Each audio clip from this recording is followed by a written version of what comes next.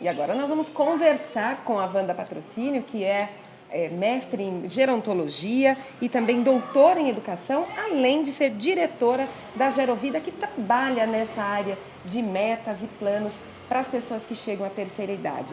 Wanda, a primeira pergunta que eu tenho para você: a partir de que idade as pessoas devem começar a pensar em planejar o futuro assim, para a terceira idade, para viver melhor? O ideal seria assim já a partir da terceira década de vida, com 30 anos, 40 anos, mas se as pessoas conseguirem antes, adolescentes, no começo da vida, isso já dá um diferencial lá na frente, né? De modo geral, as pessoas procuram a gente depois dos 30 anos, 40, porque elas querem já ver o que elas estão fazendo na vida delas e projetar de modo diferenciado, né, para conquistar aquilo que elas desejam.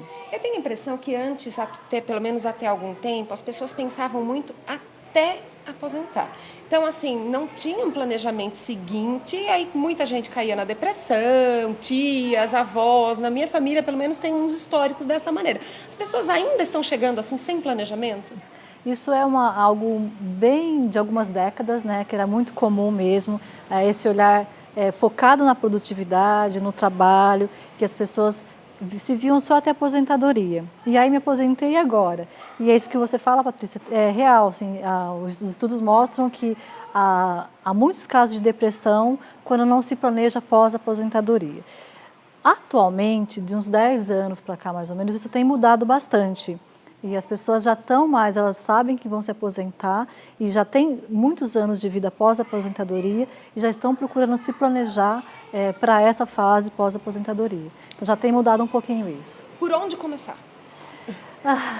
Primeiro, assim, a gente orienta as pessoas tentarem descobrir, a gente sempre fala do sinalzinho da felicidade, né, essa felicidade interna, né, o que é isso que te move, te faz feliz. Então, começar conseguindo encontrar isso no seu dia a dia, na sua vida, o que é aquilo que você gosta e que te faz feliz.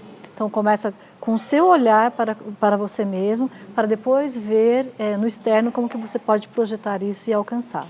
Quando a gente pensa em planejamento, em metas, qual que é a importância do tamanho dessa meta? O que ela tem que levar em conta na hora de colocar no papel ou pensar uma ideia aí para movê-la?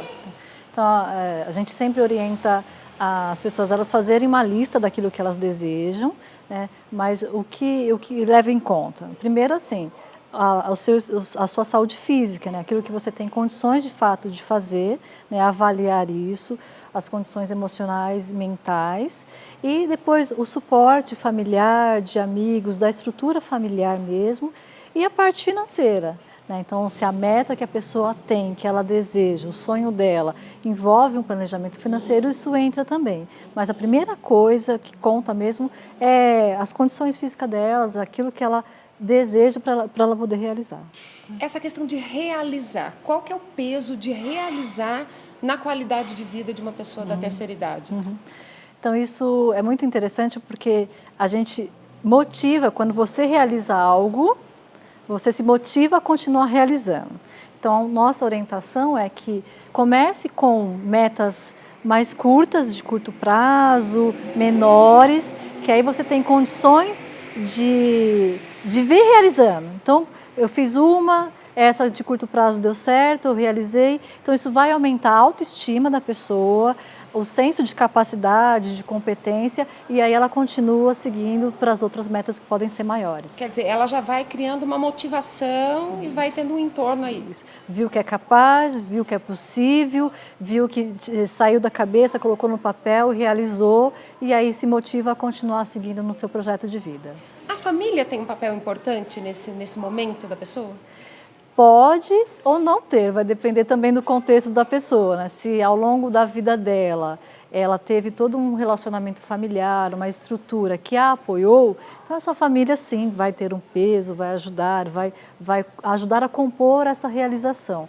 Isso é um dos pontos, inclusive, que a gente fala para as pessoas avaliarem. Como que é a sua estrutura familiar? Será que você vai poder contar com ela? porque pessoas que foram sozinhas ao longo da vida, não tiveram uma boa estrutura familiar, então nesse momento de meta de vida vai continuar a mesma coisa, ela não vai ter esse apoio naquilo que ela deseja. Né? E do outro lado, existem muitas pessoas que acabam vivendo muito para a família, para filho, para neto, para marido e não pensa muito nela mesma, o marido pensa mais na esposa, menos nele. Como é que fica isso? Então, de modo geral, quando as pessoas chegam para fazer esse trabalho de projetos e metas de vida, né, porque essa parte, né, de ter vivido a vida inteira para os filhos, para o marido ou para a esposa, isso já foi resolvido. Né? Então, geralmente, as pessoas que começam a se preocupar com isso, os filhos já estão crescidos ou, né, já estão resolvidos e aí sim. Então, elas conseguem ver que essa parte toda já foi, na verdade, isso também entra como uma realização.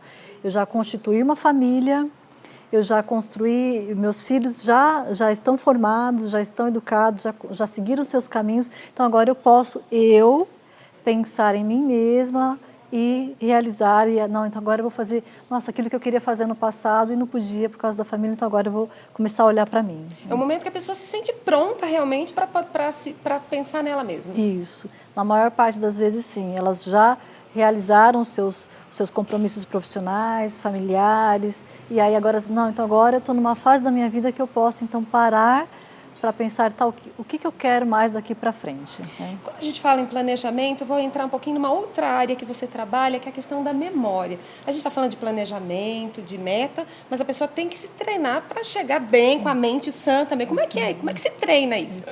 Então, isso é muito interessante porque quando a gente vai fazer o planejamento, quando a gente vai pensar na sua lista, nos seus sonhos, você tem que ativar a sua memória, pensar em coisas que você queria no passado e trazer à tona. Com isso, você provoca novas conexões, então você já está ativando a memória. E do ponto de vista mesmo da memória, é importante se preparar, porque assim, como que você vai realizar um sonho, um desejo, se você não está bem cognitivamente? Então, a partir geralmente da terceira década de vida, os estudos mostram um pouco que pode ter declínio cognitivo, então as pessoas irem se preparando para essa alteração mesmo, né? Estimulando no dia a dia, né? Fazendo atividades que são diferentes. Então, é importante ter uma rotina, o cérebro está acostumado com alguma coisa, mas você inserir estímulos, porque é isso que vai provocando novas conexões e deixando a memória saudável.